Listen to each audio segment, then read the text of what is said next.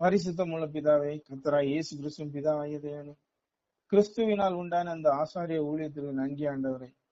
கிறிஸ்து எங்களுக்காக உம்மிடம் பரிஞ்சு பேசுகிறபடியால், அவருடைய ரத்தம் எங்களுக்காக பரிஞ்சு பேசுகிறபடியால் நீர் ஒரு பாவத்தை எண்ணாது இருப்பீர்.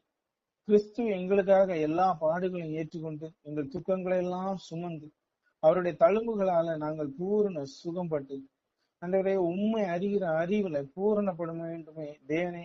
அதற்காக மட்டுமே உமது குமாரனை அனுப்பினீர். கிறிஸ்துவினாலே உண்டான கிருபையினாலே உமது சிங்காசனமே கிருபாசனம் அழைக்கப்படுது ஆண்டவரே.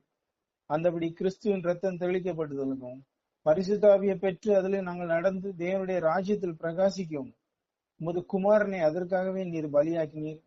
அவரை அதற்காகவே 3ஆம் நாள் உயிரோடு எழுப்பினீர் ஆண்டவரே.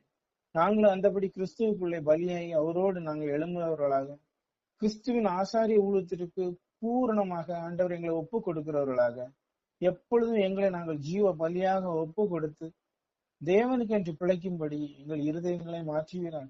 எங்களுக்கானதே அல்ல, கிறிஸ்துவுக்கானதை நாங்கள் எப்பொழுதும் நாங்கள் தேடிக்கொண்டு கிறிஸ்துவோடு நாங்கள் ஐக்கியப்பட்டு தேவனிடத்தில் சேரும்படி ஆசீர்வதிக்கிறார். எல்லாவித சரீர கேடுகளும் எல்லா விதமான அவபக்திகளையும் ஆண்டவரே, சகலவித கசப்பு வைராக்கியங்களையும் மன்னிப்பீராக. சரீரத்துல இருக்கிற எல்லா பலவீனங்களையும் சுகப்படுத்துகிறார்கள். ஒவ்வொரு நாளும் உமது வெளிச்சத்திலே நடத்தி அறியுங்க நல்ல பிதாவே. ஆமென்.